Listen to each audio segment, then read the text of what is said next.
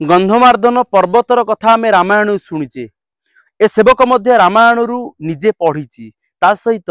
मु राजीव दीक्षित ठारू मध्य शुणी जे आज संसार भितर नांती तांकर अनेक वीडियो तांकर अनेक बही मध्य अछि से कहिथिले जे मु ओडिसा रे एभली एक स्थान को मु जाइथिली जहार नाम शुणीथिली गंधमार्दन पहाड़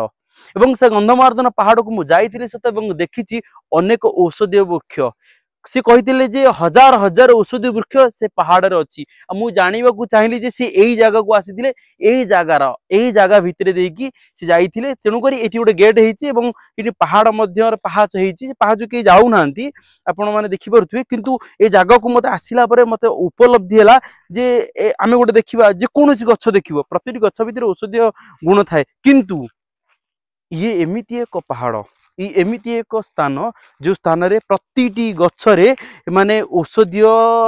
गुण भरपूर हेकी अछि जहा ओडिसा बाहर आसिकी से माने जानि पारुछंती किंतु आमे माने मध्य जानिबा आमे माने मध्य आम जंगल को आम परिवेश को आम पर्वत को आम झरणा को रक्षा करिबा कारण यार विकल्प किछि नाही यार विकल्प होछि केवल गोटे हला आमे सुरक्षा करिबा। राधे राधे।